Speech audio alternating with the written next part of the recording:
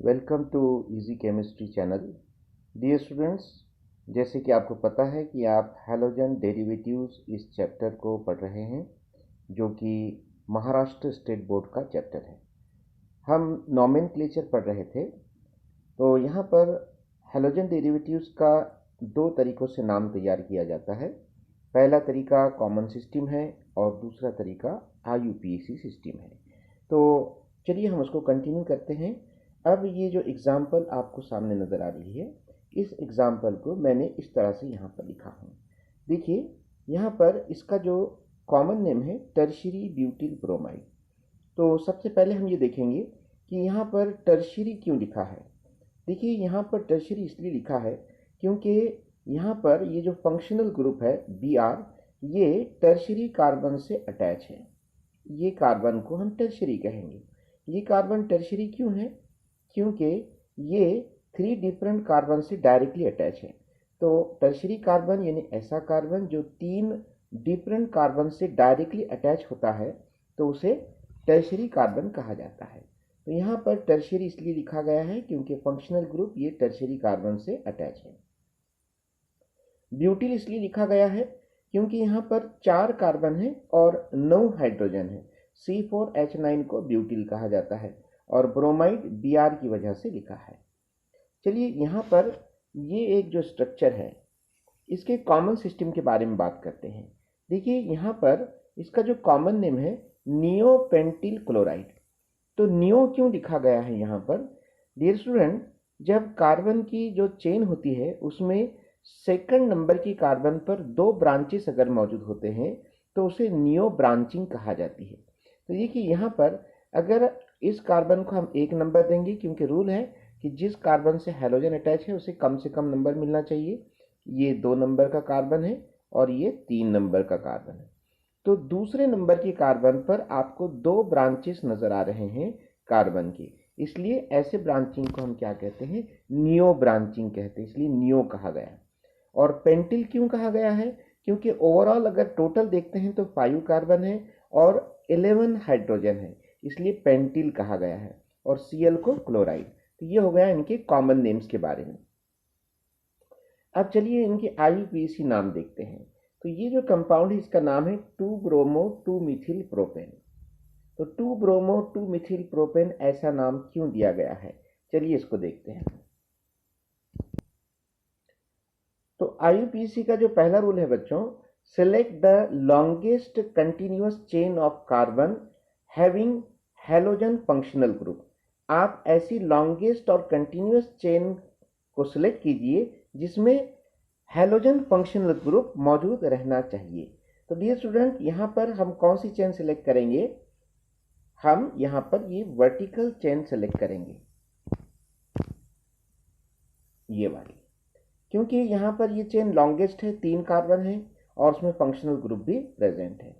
अब second rule क्या है कि आपको जो चेन आपने सिलेक्ट की है उसको नंबर देना है। अब नंबर देने के 2 तरीके हैं।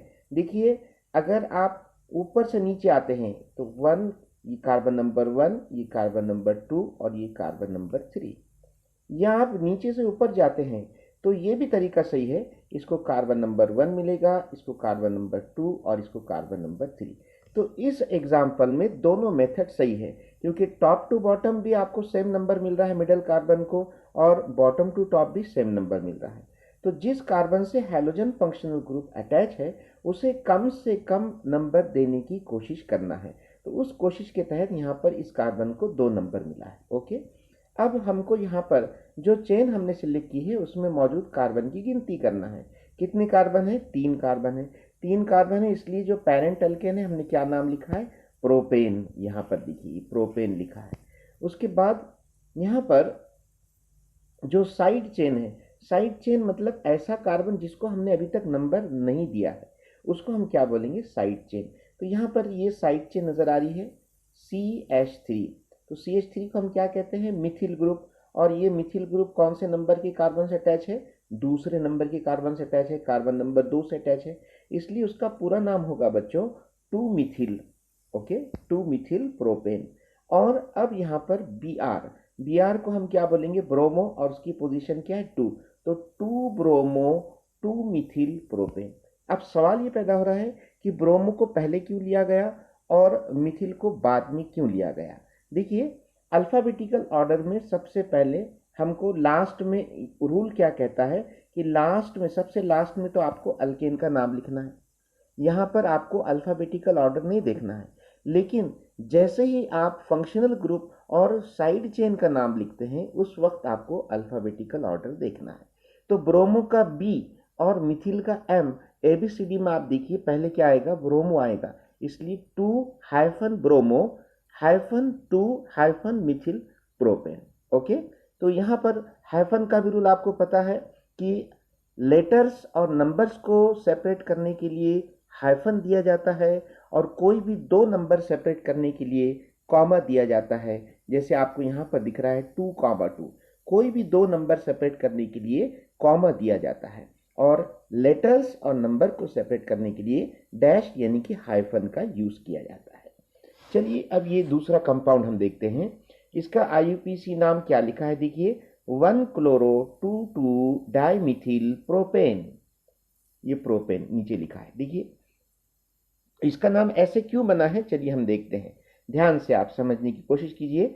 सबसे पहले जो फर्स्ट रूल है कि लॉन्गेस्ट कंटिन्यूअस चेन को सिलेक्ट करना है जिसमें हैलोजन ग्रुप मौजूद रहना चाहिए। तो कौन सी चेन आप सिलेक्ट करेंगे, हॉरिजॉन्टल चेन, बिल्कुल सही है क्योंकि यहाँ पर हैलोजन ग्रुप नजर आ रहा है। और अब उस सिलेक्टेड चेन में मौजूद कार्बन को नंबर देंगे। तो नंबर आप राइट टू लेफ्ट देंगे कि लेफ्ट टू राइट देंगे, राइट टू लेफ्ट देंगे, क्योंकि इस कार्बन को कम से कम नंबर मिलना चाहिए। इसको 1 नंबर, इसको 2 नंबर और इसको 3 नंबर। ओके, तो सिलेक्टेड चेन में कार्बन कितने हैं बेटा, 3 कार्बन है। तो हम क्या बोलेंगे, पेरेंट अल्केन कौन है, प्रोपेन। ओके, उसके बाद अब बारी आती है हैलोजन की। तो इसको आप क्या पढ़ेंगे, क्लोरो, और इसकी पोजीशन क्या है, कार्बन नंबर 1 से अटैच है, 1 क्लोरो। साइड चेन कितने हैं बेटा, 2 है। और ये कहाँ पर अटैच है, कार्बन नंबर 2 पर है। ऊपर क्या नजर आ रहा, मिथिल, नीचे क्या नजर आ रहा, मिथिल। तो मिथिल और मिथिल दोनों एक जैसे, इसलिए हम क्या बोलेंगे, डाइमिथिल बोलेंगे। ओके, और इनकी पोजीशन 2, 2 डाइमिथिल, और शुरू में लिखेंगे 1 क्लोरो। अब आप देखिए यहाँ पर अल्फाबेटिकल ऑर्डर किस तरह से बन रहा है। यहाँ पर देखिए क्लोरो का सी पहले आता है, उसके बाद यहाँ पर डाइमिथिल का डाई नहीं देखना है बच्चों, बल्कि अल्किल ग्रुप का नाम देखना है। तो अल्किल ग्रुप का जो नाम का फर्स्ट लेटर है क्या है, मिथिल। तो ये मिथिल को देखिए, तो मिथिल, यहाँ पर डी नहीं देखना है।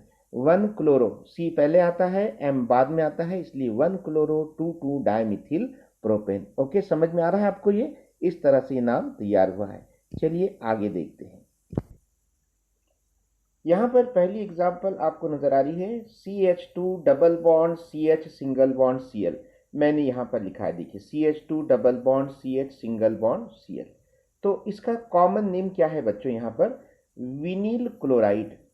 बेटा यहाँ पर क्लोराइड क्यों लिखा है, क्योंकि Cl है इसलिए क्लोराइड लिखा है। अब विनिल क्यों लिखा है, क्योंकि क्लोराइड जो है यहाँ पर इस कार्बन से अटैच है और इस कार्बन को कहा जाता है विनिलिक कार्बन। इसे विनिलिक कार्बन क्यों कहा जाता है, क्योंकि रूल है कि ऐसा कार्बन जो डबल बॉन्ड के जरिए जुड़ा हुआ है उसे विनिलिक कार्बन कहा जाता है। In short, doubly bonded carbon is called as vinylic carbon, इसलिए इसका नाम हुआ बच्चों विनिल क्लोराइड। ठीक है, चलिए उसके बाद वाला कंपाउंड देखते हैं। CH2 double bond CH single bond CH2 single bond Br। इसका कॉमन नेम है एलिल ब्रोमाइड। तो अब यहाँ पर ब्रोमाइड क्यों कहा गया, क्योंकि Br है इसलिए ब्रोमाइड। और एलिल क्यों कहा गया, क्योंकि ब्रोमाइड जिस कार्बन से अटैच है वो कार्बन कैसा है बच्चों, एलिलिक कार्बन है। अब what do you mean by allylic carbon, ऐसा कार्बन जो next to C double bond C होता है। C डबल बॉन्ड C का जो पड़ोसी कार्बन होता है उसे हम एलिलिक कार्बन कहते हैं। ओके, तो यहाँ पर ये कार्बन एलिलिक होने के कारण यहाँ पर हमने क्या कहा, एलिल ब्रोमाइड। ओके, चलिए उसके बाद वाला कंपाउंड देखते हैं। इसका common name CH triple bond C single bond Cl। इसका कॉमन नेम है बच्चों क्लोरो एसिटिलीन। तो क्लोरो किसे कहा गया है, Cl को। देखिए यहाँ पर IUPAC सिस्टम को थोड़ा सा उधार ले लिया गया है। ठीक है, क्लोरो एक्चुअली हम ये IUPAC में कहते हैं, लेकिन यहाँ कॉमन में Cl को क्लोरो कहा गया है। ठीक है, और एसिटिलीन क्यों कहा गया है, क्योंकि अगर Cl नहीं होता बच्चों तो पेरेंट कंपाउंड क्या नजर आ रहा है आपको, एसिटिलीन। क्योंकि आपको पता है एसिटिलीन का फॉर्मूला क्या है, CH triple bond CH। Okay, और ये अल्काइन फैमिली को बिलोंग करता है, तो ये एसिटिलीन और यहाँ पर एक हाइड्रोजन का रिप्लेसमेंट Cl के जरिए किया गया है, तो उसका नाम हो गया क्लोरोएसिटिलीन। ओके, चलिए आगे देखते हैं। पहले आप इस कंपाउंड को देखिए, CH2 double bond CH single bond Cl। इसका कॉमन नेम क्या लिखा है, 1 क्लोरोईथीन। पहले हम बात करते हैं इथीन क्यों लिखा गया है। देखिए लास्ट में जो लेटर्स आ रहे हैं ENE, तो ENE ये कब आता है, जब यहाँ पर C डबल बॉन्ड C मौजूद होता है, यानी कि ये कंपाउंड कौन से फैमिली को बिलोंग करता है, अल्कीन फैमिली को बिलोंग करता है, इसलिए लास्ट में क्या आ रहा है, ईन, ENE। और यहाँ पर टोटल कार्बन कितने हैं बच्चों, 2 कार्बन। तो आप इसको किसका इसको डेरिवेटिव मानेंगे और इसका पेरेंट कौन रहेगा, ईथेन। 2 कार्बन वाला कौन रहेगा, ईथेन। यहाँ पर इसका पेरेंट कंपाउंड है ईथेन। क्यों ईथेन है, क्योंकि यहाँ पर 2 कार्बन नजर आ रहे हैं, लेकिन अब चूंकि यहाँ पर C डबल बॉन्ड C है, तो आप ANE का रिप्लेसमेंट किसके जरिए करेंगे, ENE के जरिए करेंगे। ओके, तो यहाँ पर जो नाम तैयार हो रहा है वो क्या नाम तैयार हो रहा है, इथीन। Okay, ETHENE। अब उसके बाद यहाँ पर Cl को IUP सिस्टम के तहत हम क्या बोलेंगे, क्लोरो। और क्लोरो की पोजीशन, फिर वो मिनिमम नंबर रूल कि जिस कार्बन से हेलोजन अटैच है उसे कम से कम नंबर देना चाहिए, तो हम यहाँ पर इसको 1 नंबर देंगे और इसको 2 नंबर। तो बच्चों इसका नाम क्या होगा, 1 क्लोरो इथीन। ये पूरा सिंगल वर्ड है। ओके, चलिए उसके बाद वाला कंपाउंड देखिए, इसका नाम क्या है, 3 ब्रोमोप्रोपीन। अब आप देखिए यहाँ पर 3 ब्रोमोप्रोपीन, इसका नाम ऐसे क्यों किया गया है। देखिए यहाँ पर नंबरिंग कौन से साइड से दी गई होगी, लेफ्ट टू राइट दी गई है, 1 2 3। और यहाँ पर ये ऐसा क्यों किया गया है, हमारे माइंड में सवाल आ रहा है कि जिस कार्बन से हेलोजन अटैच है उसे तो कम से कम नंबर मिलना चाहिए, लेकिन यहाँ पर अपोजिट किया गया है। इसके पीछे रीजन क्या है, देखिए बच्चों यहाँ पर 2 फंक्शनल ग्रुप नजर आ रहे हैं, एक डबल बॉन्ड है और दूसरा हेलोजन फंक्शनल ग्रुप है। तो यहाँ पर जब 2 फंक्शनल ग्रुप होते हैं तो रूल ये है कि प्रिंसिपल फंक्शनल ग्रुप किसे माना जाए और सब्स्टिट्यूएंट फंक्शनल ग्रुप किसे माना जाए। और रूल ये कहता है कि डबल बॉन्ड को प्रिंसिपल फंक्शनल ग्रुप माना जाए और Br को यहाँ पर सब्स्टिट्यूएंट फंक्शनल ग्रुप माना जाए।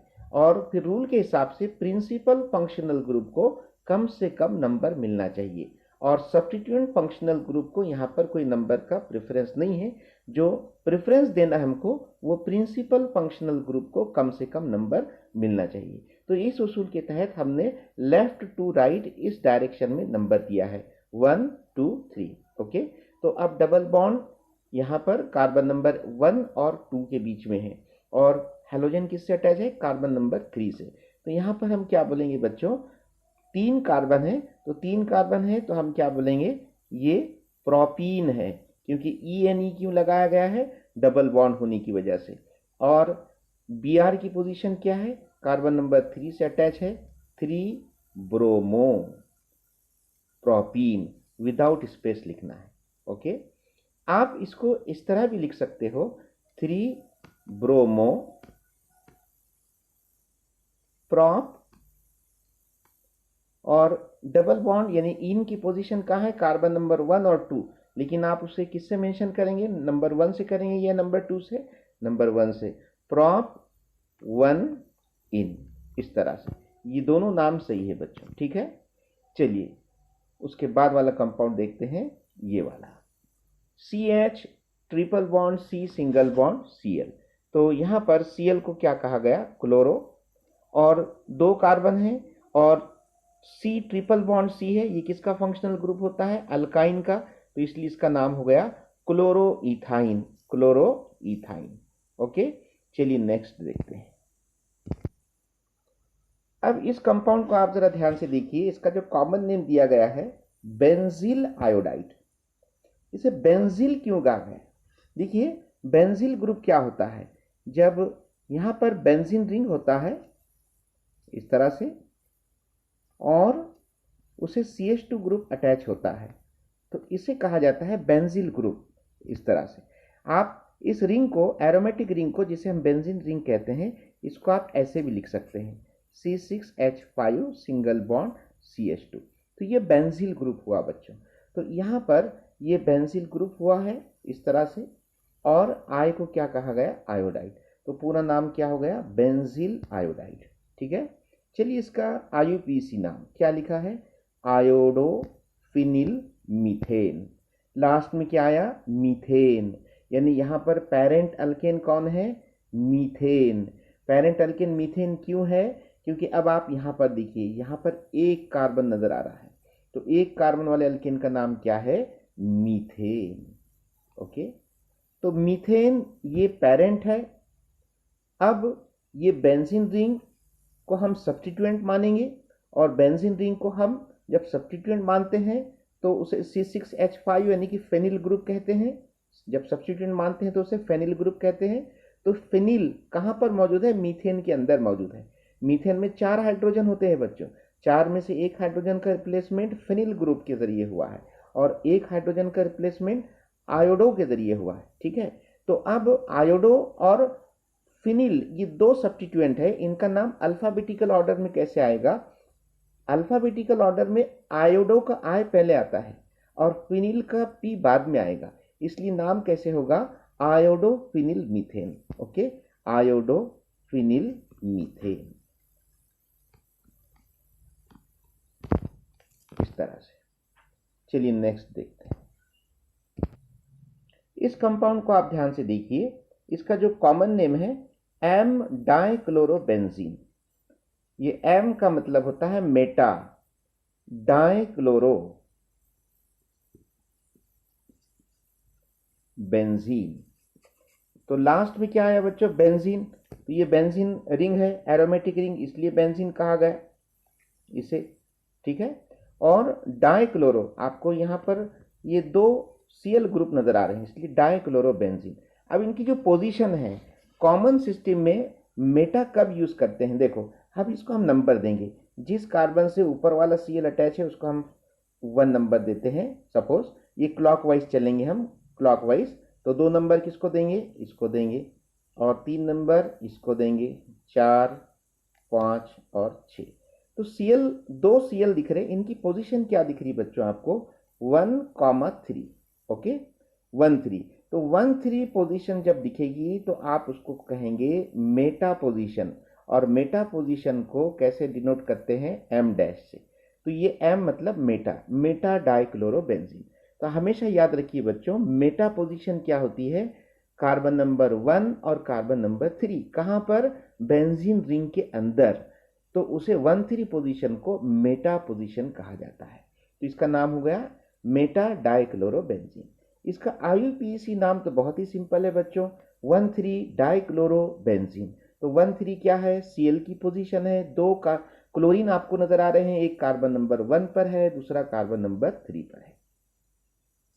डियर स्टूडेंट, आपके माइंड में एक सवाल पैदा हुआ होगा कि यहाँ पर नंबर हमने एंटी क्लॉकवाइज क्यों नहीं दिए? सपोज ये एक कार्बन नंबर 1 है, और इसको मैं कार्बन नंबर 2, इसको 3, 4, 5, 6, क्या हम ऐसे नंबरिंग दे सकते हैं? बिल्कुल भी नहीं दे सकते हैं। क्यों? क्योंकि यहाँ पर जिस कार्बन से Cl अटैच है उससे बहुत बड़े नंबर मिल रहे हैं, यानी 1 और 5 मिल रहे हैं। अब आप इसमें देखिए, यहाँ पर 1, 3, 1 तो कॉमन है, लेकिन यहाँ 3 मिल रहा है और यहाँ पर 5 मिल रहा है। तो छोटा नंबर कौन सा है? 3, इसलिए हमको 1, 3 ही देना है, 1, 5 नहीं बोलना है। ठीक है, चलिए आगे देखते हैं।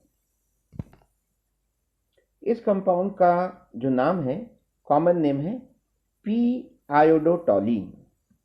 तो पी का मतलब होता है पैरा, पैरा आयोडोटोलिन। सबसे पहले टोलिन क्या होता है हम देखेंगे। तो बच्चों, जब बेंजीन रिंग और CH3 ये डायरेक्टली अटैच होते हैं तो ऐसे स्ट्रक्चर को हम टोलिन कहते हैं। आप इसको कैसे भी लिख सकते हैं, ऐसे लिखिए, या आप उसको ऐसे लिखिए, या आप और कोई दूसरे तरीके से लिखिए, कैसे भी लिखिए, ये सब टॉलिन है। ओके, इसे टॉलिन कहते हैं। और ये जो अल्टरनेट डबल बॉन्ड है, हमने उसको एक रिंग के जरिए यहाँ पर बताया है, ऐसे हम बता सकते हैं। ठीक है, अब यहाँ पर आयोडो क्यों कहा गया है? क्योंकि आय है, इसलिए आय को आयोडो कहेंगे। और पी का मतलब पैरा। अब ये दोनों की पोजीशन देखिए आप, कौन दोनों की? CH3 और आय, ये दोनों इस बेंजीन रिंग में कहाँ पर मौजूद है?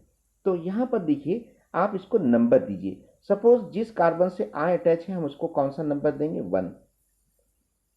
ठीक है, अब हमको यहाँ पर इस तरह से नंबर देना है क्लॉकवाइज, ये 2, ये 3, ये 4। आप ऐसे भी आ सकते हैं 2, 3, 4 एंटी क्लॉकवाइज, किधर से भी नंबर दीजिए, आपको सेम नंबर मिलेगा। ठीक है, तो जब 1 और 4 पोजीशन पर सब्स्टिट्यूएंट मौजूद होते हैं तो 1, 4 पोजीशन को क्या कहा जाता है? Para position. और इस पैरा पोजीशन को हम कैसे डिनोट करते हैं? P डैश से। तो पैरा आयोडो टॉलिन।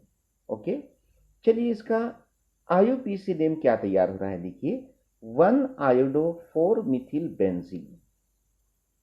अब यहां पर बेंजीन क्यों लिखा है? क्योंकि यहां पर बेंजीन रिंग नजर आ रही है और सब्स्टिट्यूएंट जो है, दो सब्स्टिट्यूएंट है, एक आयोडो है और दूसरा क्या है? मिथिल है।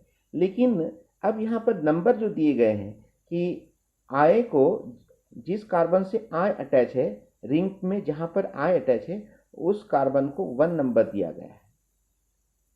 और जिस रिंग में जिस कार्बन से CH3 अटैच है, उसे 4 नंबर दिया गया। ऐसे क्यों किया गया है? उल्टा भी तो हो सकता था ना बेटा, कि जिस कार्बन से आय अटैच है उसे 4 नंबर दीजिए और जिस कार्बन से CH3 अटैच है उसे 1 नंबर दीजिए। ऐसे भी तो हम कर सकते थे, लेकिन नहीं किया। क्यों नहीं किया? इसका रीजन है बच्चों।